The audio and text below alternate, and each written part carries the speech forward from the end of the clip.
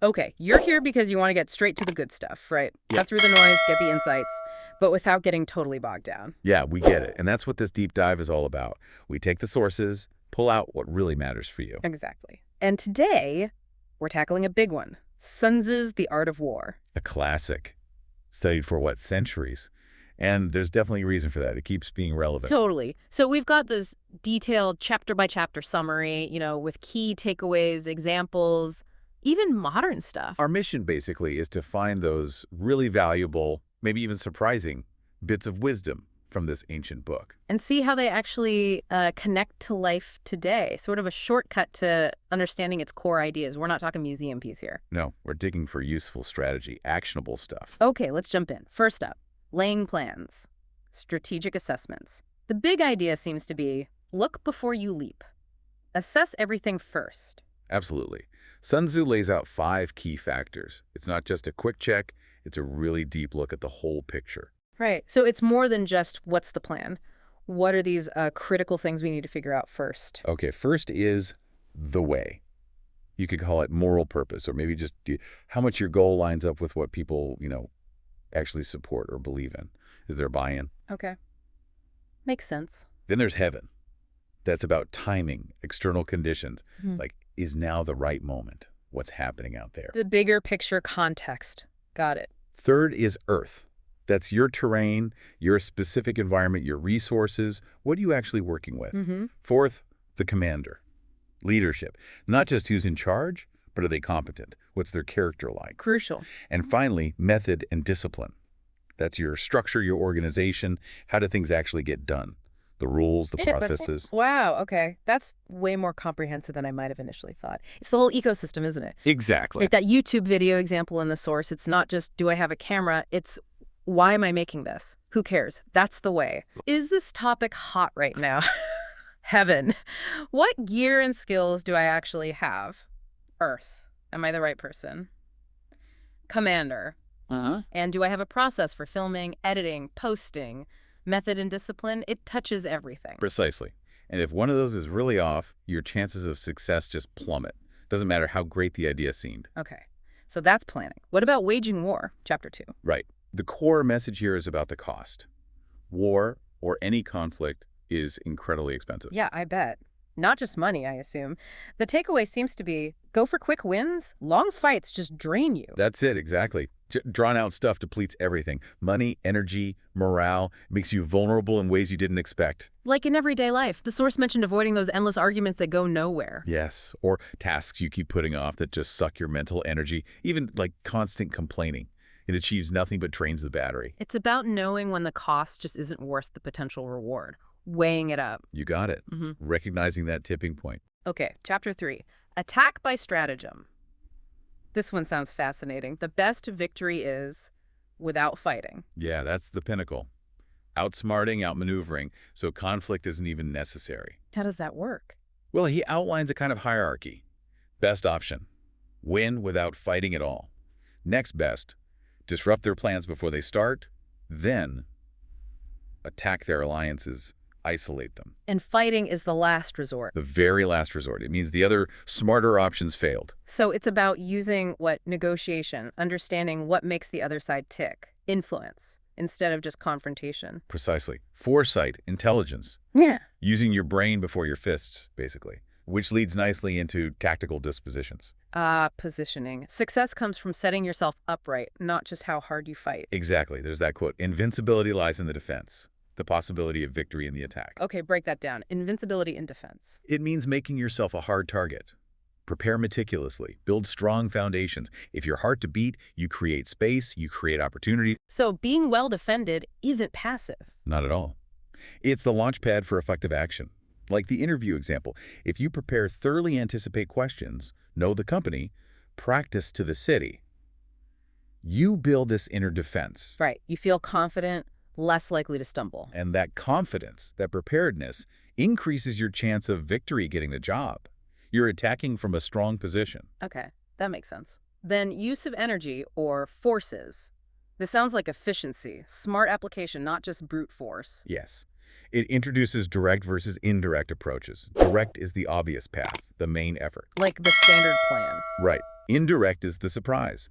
The flank attack, the clever workaround, the unexpected innovation. And the best strategy uses both. Often, yes.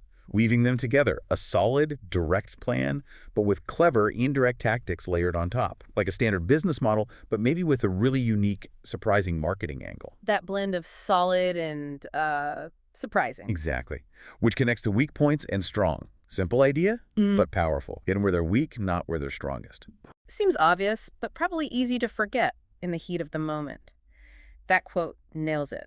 Appear at points which the enemy must hasten to defend. Yeah, it's about forcing their hand, making them react to you, pulling them off balance. Like in business, don't go head-to-head with the giant on their home turf. Right. Maybe find a niche they ignore or use a technology they haven't adopted. Attack the vulnerability. Okay. Maneuvering is next. Movement. But it's not just about speed. No. Wisdom matters more. Rushing without a clear plan, moving resources chaotically. That just leads to confusion. Disaster, even. So think before you move. Don't just react for the sake of acting. Precisely. Deliberate action beats hasty reaction. Chapter 8. Variation in tactics. Adaptability. Plans change. Critically important. A rigid plan, however brilliant it seemed at first, is fragile. Circumstances shift. That quote is pretty blunt. He who relies solely on strategy will fail. Ouch. But true, you need flexibility. Be ready to pivot, adjust, respond to new information, or unexpected roadblocks. Constant adjustment. Okay. The army on the march. This seems about observation, reading the signs. Very much so. Paying attention to everything. The terrain, your team's morale, subtle clues, things that hint at danger or opportunity, developing keen awareness. Like noticing stress levels at work, or seeing where things are flowing smoothly. Reading the room, essentially. Exactly that. Being attuned to the environment, the unspoken stuff. Then terrain. Different ground needs different plans. Absolutely. The source lists 6 types: accessible, entangling, temporizing, narrow passes, precipitous heights, positions at a distance. And the point is you can't use the same strategy everywhere. Right. Your approach has to fit the ground you're on. A new job in a stable company is different terrain than a chaotic startup. You adapt. Okay. And the 9 situations, that sounds like it builds on terrain. It does. It's about categorizing different kinds of battle positions, or maybe situations, based on risk and urgency. Each needs a specific response. Like dispersive ground near home versus critical ground where it's life or death. Exactly. Understanding the stakes helps you decide how much energy, what kind of approach is needed right now. Is it urgent? How serious is it? Got it. The attack by fire, literal fire back then, but the principle. Using your available resources strategically and effectively. Like fire, it can be powerful if used right. The source mentioned 5 ways to use fire. Burning people, supplies. Yeah, grim stuff. But the modern parallel is about smart resource allocation. The digital example was good. Timing your content with trends. That's using the environment, the fire of public attention, strategically. Leveraging what's already there. Okay. Last chapter, the use of spies. Intelligence. Knowing what's up. Absolutely vital. Sun Tzu apparently listed 5 kinds of spies.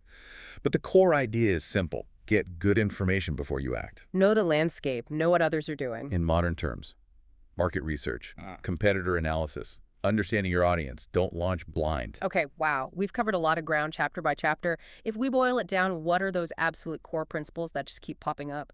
Yeah, several really stand out. First, know yourself, know the situation, know your opponent. Self-awareness and environmental awareness are key. Know yourself and know your enemy. Right. Second, the best outcome avoids direct conflict. The supreme art of war is to subdue the enemy without fighting. Strategy over brute force. Makes sense. Third, information and, yes, deception are crucial. All warfare is based on deception. Controlling the narrative, misleading opponents. Okay. Fourth, patience and preparation win out. He who is prudent and lies in wait for an enemy who is not will be victorious, and so don't rush unprepared. And fifth, act decisively, but only when there's a real advantage. Move only when you see an advantage. Calculated action, not just busy work. Those feel, incredibly applicable, way beyond just ancient battles. How do we see these playing out now, every day? Oh, everywhere. Think about work politics, right? Understanding who's allied with whom, what people's motivations are, choosing when to speak up or stay quiet. That's pure strategy. Navigating the office battlefield. Sort of. And relationships, too. Understanding someone else's perspective to avoid pointless fights. That's knowing your enemy in a constructive way, hopefully. And aiming to win without fighting. Yeah, diffusing conflict before it starts. And definitely in business or any creative project. Planning carefully, waiting for the right market timing, finding a unique angle, that's all Sun Tzu. Preparation, timing, differentiation. It really is amazing how relevant it stays. It's not just about fighting, it's a whole way of thinking strategically about, well, everything. Exactly. It shifts you from just reacting to things Yeah. towards proactively shaping outcomes. Having that framework, Yeah. it feels like it could really help navigate challenges more effectively, maybe with less friction. That's the goal, I think. More effectiveness, less wasted effort, less unnecessary conflict. Using strategy to smooth the path. So here's something for you, the listener, to think about. Where in your life right now, maybe at work, maybe a personal goal, maybe a difficult conversation, could applying just one of these principles make a real difference? Yeah, like focusing more on preparation. Or maybe on understanding the other person's terrain better. Just picking one thing. Definitely something to chew on. Indeed. Well, that wraps up our deep dive into the art of war. Some powerful ideas there. For sure. Join us next time as we get into another fascinating source.